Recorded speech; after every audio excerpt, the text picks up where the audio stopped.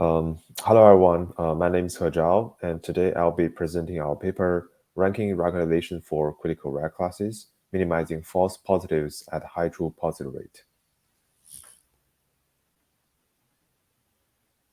I'll use the first minute to give a quick overview. So in this work, we studied the problem of imbalanced learning, where the data distributions is very skewed among classes. And we aim at lowering the false positive rate, which is called FPR, at a high true positive rate, which is called TPR. Our key observation in this work is that the value of the FPRs largely depends on the position of the lowest ranked positive samples. So to deal with it, we propose a ranking-based regularization term that can optimize our model towards that direction.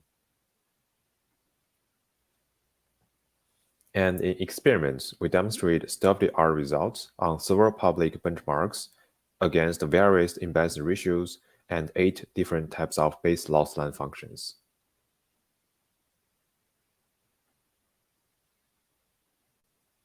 Okay, that's the quick overview. Now I will use the rest of time to talk more details of our work. There will be 3 major components down the road. The first is the problem of definition, and the second is the proposed method, and finally we'll discuss some interesting experimental results.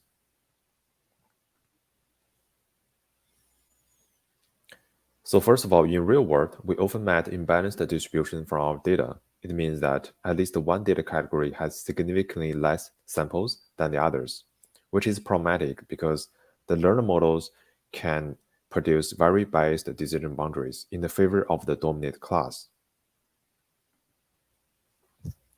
This will be a problem in general, and it is more severe if the critical rare classes had to be the critical ones, such as cancer diagnosis or fraud transaction detections. Imagine how much it will cost if a real cancer being classified as a benign one. In these cases, each of these plotted dots in the plot can potentially translate to huge cost of people's life and their money. And luckily, there has been a practical solution to this problem, that is to recalibrate the boundary line to cover all the possible critical data samples. And the official terminology towards this technique line is called 100% truth positive line.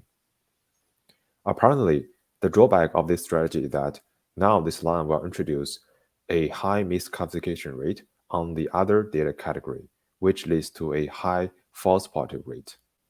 And we don't like that either.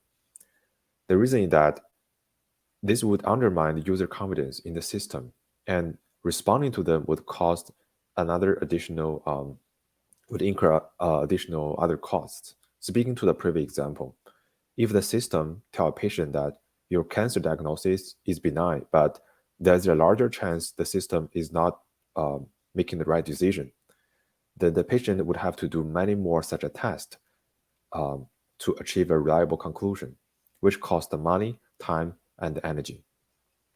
So in this work, we try to provide solution on lowering the FPRs at high TPRs.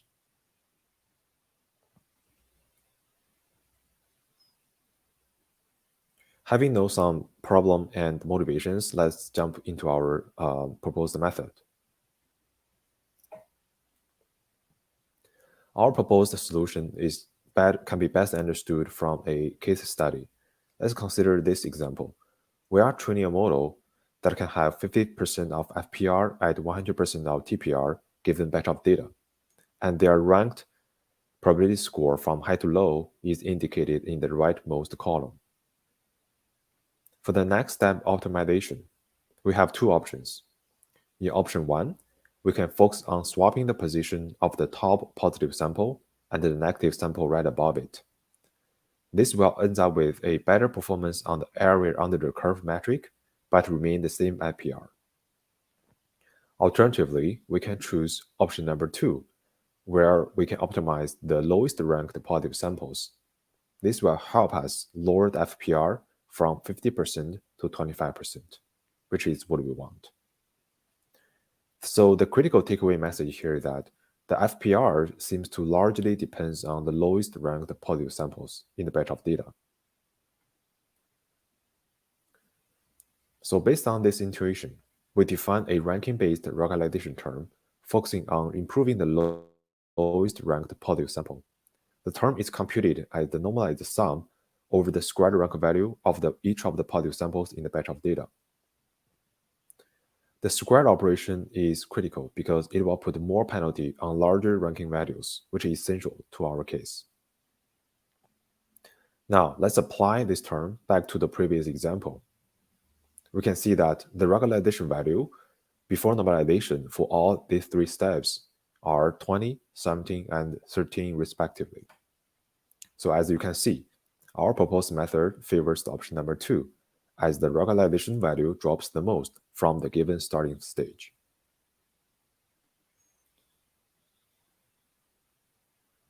However, there is a problem with the ranking operation, as the gradient for such operation is almost zero anywhere.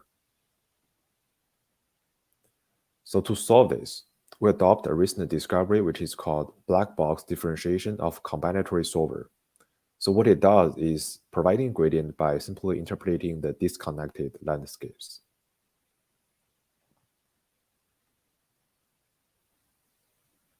With a combination of the differentiable ranking operation and our proposed ranking-based regularization term, we go ahead and conduct extensive experiments to verify our idea.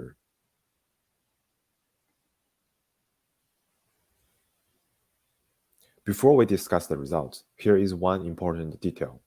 When using the RankReg, we couple it with different base loss functions to test if it works well under different conditions and its sensitivity.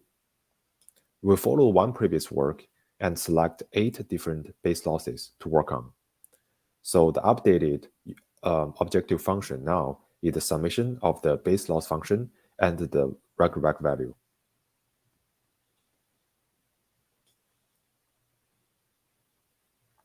For experiments, we follow previous work and select 3 datasets to work on.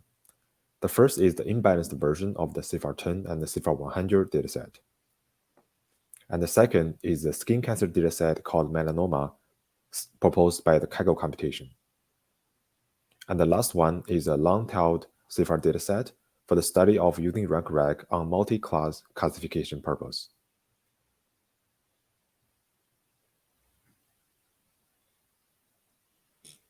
To evaluate our model, compared with others, we conduct calculation on the following metrics. The first 4 are false positive rate on 4 different sets of the truth positive rate.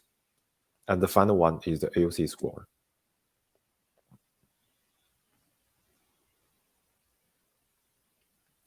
Here is the result table of the binary imbalanced CVPR10 dataset. Each section here shows 3 results. The top row is the performance of one particular base loss function, such as binary cross entropy. And the second row is the combined performance of this particular base loss function using the previous state-of-the-art method, which is called ARM. And the last row is the combined performance of the same base loss function with our RankReg technology. The bold and underscore here indicates the best performance on the FPRs, and the right and the bold text stands for the best AUC score. From this result, we have 2 important observations. First, all the base loss functions are benefiting from RankReg, and as a conclusion, the overall RankReg can lower the FPR at the various TPRs by 2 to 9%. And our second important observation is that RankReg improved the overall AUC score for all the base loss functions.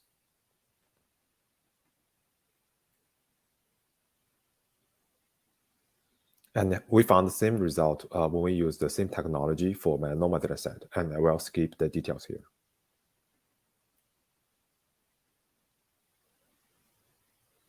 As an interesting application study, we test different we've then extended the study from the binary classification to multi-class scenario using the long-tailed CVPR10 dataset.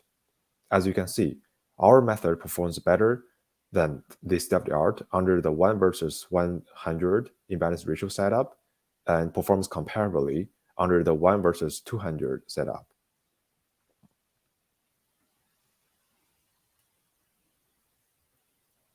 So in conclusion, In this paper, we introduced a very general plug-and-play technology to prioritize the reduction of the false positives when the operational context calls for a high true positive rate.